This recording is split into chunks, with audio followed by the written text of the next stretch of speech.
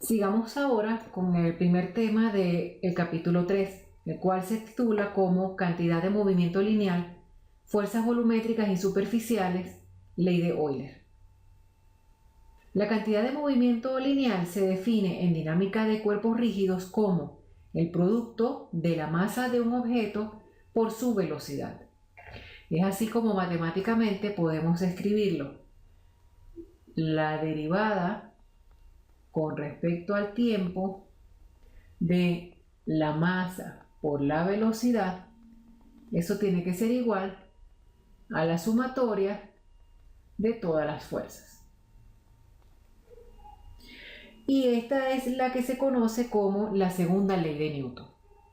Mientras que en medios continuos, la densidad de cantidad de movimiento lineal es el producto de la densidad másica por la velocidad.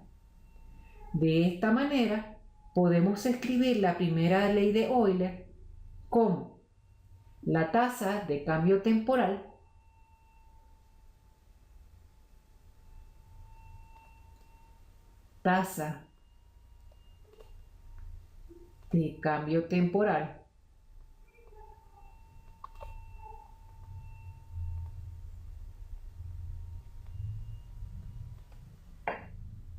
de la cantidad de movimiento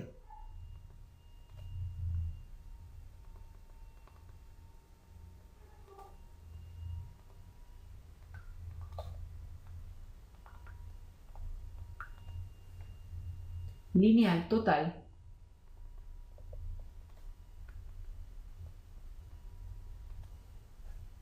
de un cuerpo volumen material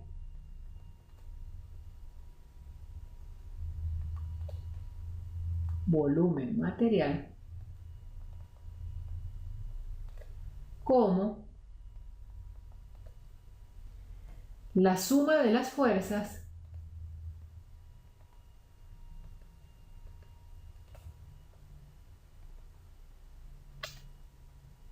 que actúan sobre el cuerpo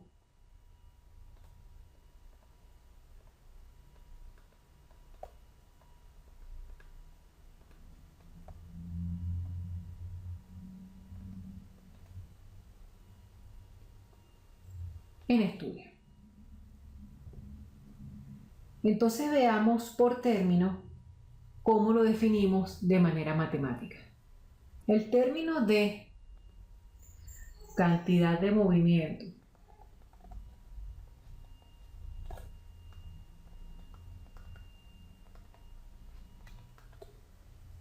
lineal de un elemento diferencial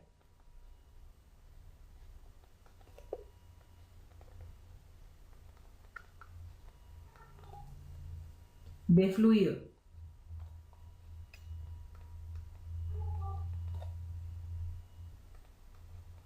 diferencial de B, matemáticamente lo escribimos como la densidad por el diferencial de volumen.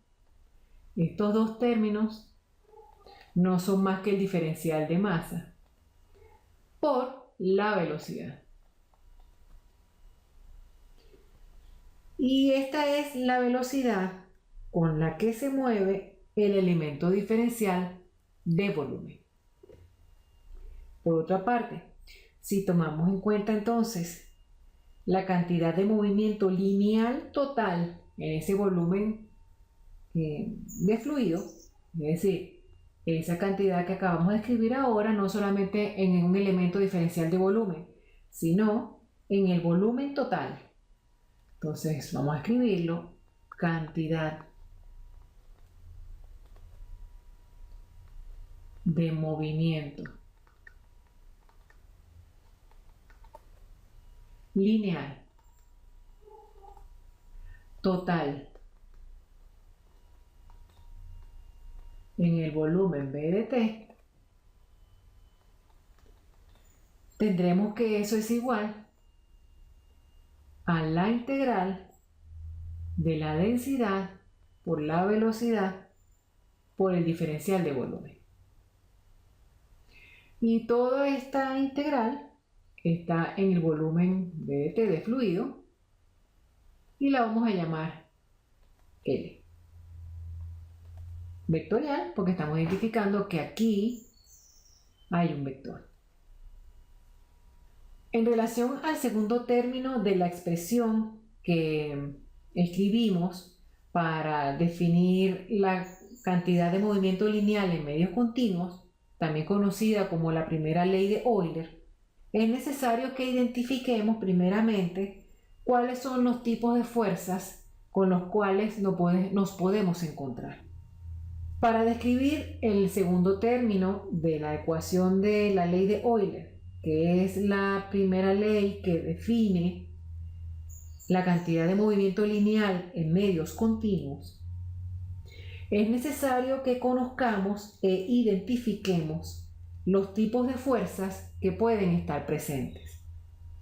Es así como tenemos a las fuerzas de cuerpo volumétricas, las cuales se originan por campos externos, siendo de largo alcance, ya que actúan a través de la distancia sobre todas las partículas materiales que componen el cuerpo. Se expresan en función de un vector campo de fuerzas, que podemos llamar B, por unidad de masa. Es así como podemos escribir que las fuerzas de cuerpo, fuerza de cuerpo, sobre un volumen material que depende del tiempo, será igual a la integral de la densidad por ese vector B que acabamos de definir, que dijimos que es el vector campo de fuerzas por unidad de masa, diferencial de volumen.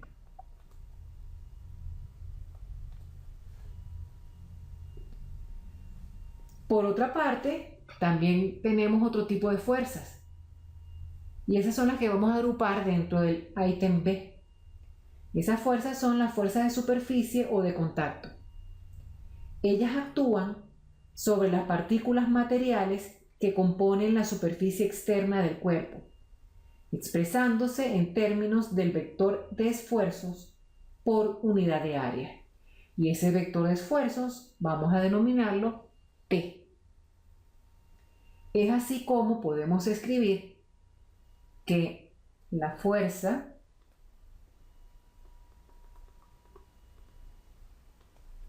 de superficie sobre AM de T, ¿verdad? La área de ese volumen material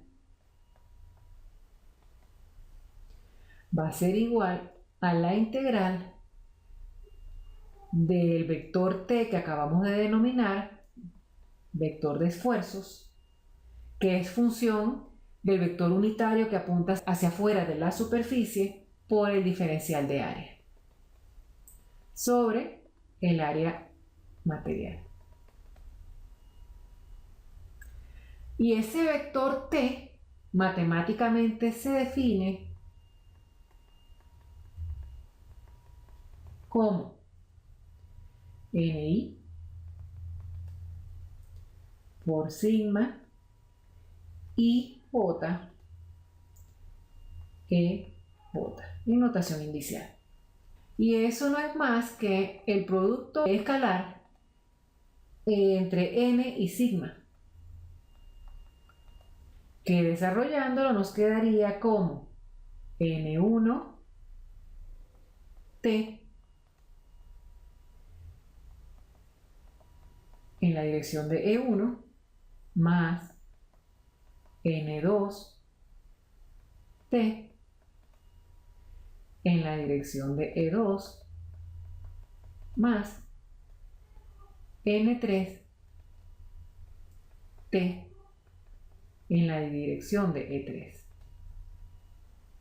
También tenemos lo que se conocen como las fuerzas mutuas, y ese es lo que llamamos el ítem C. Las fuerzas mutuas se originan en el interior del cuerpo y representan acciones ya sea corporales o de contacto, ejercidas por cada porción del cuerpo sobre las restantes partículas del mismo. Se puede demostrar que la resultante neta de las fuerzas es nula. Si se divide el volumen V en dos regiones, tenemos la derivada material de LA con respecto al tiempo va a ser igual a la fuerza de B hacia A más las fuerzas externas que actúan sobre A. Y de la misma manera, la derivada material de LB con respecto al tiempo va a ser igual a la fuerza que actúa de A hacia B más las fuerzas externas que actúan sobre B. Y como estamos diciendo, hay acción y reacción. De esta manera vemos que las fuerzas de A sobre B es igual a menos las fuerzas de B sobre A. Por lo cual, esas ecuaciones anteriores se simplifican a la derivada de L con respecto al tiempo será igual a las fuerzas externas que actúan sobre A más las fuerzas externas que actúan sobre B. Recordemos que ese L que estamos escribiendo allí, previamente en la ecuación anterior, denominamos que es la cantidad de movimiento lineal total sobre el volumen. ¿Okay? Es decir, la integral de la densidad por la velocidad por el diferencial de volumen. Si sustituimos cada una de las expresiones que obtuvimos para caracterizar matemáticamente las distintas fuerzas en la ecuación de Euler, tenemos la siguiente expresión. La derivada material con respecto al tiempo de la integral de la densidad por la velocidad por el diferencial de volumen en el volumen será igual a la integral de la densidad por el vector campo de fuerzas en el volumen diferencial de volumen más la integral del vector esfuerzos como función del vector unitario n que apunta hacia afuera de la superficie por el diferencial de área sobre el área.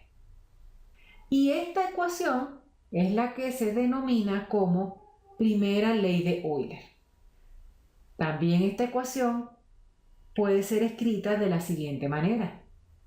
Derivada material con respecto al tiempo de la integral de la densidad, velocidad, diferencial de volumen sobre el volumen es igual a la integral sobre el volumen de la densidad por el vector campo de fuerzas, diferencial de volumen, más la integral de n punto el tensor de esfuerzos, diferencial de área, A sobre el área.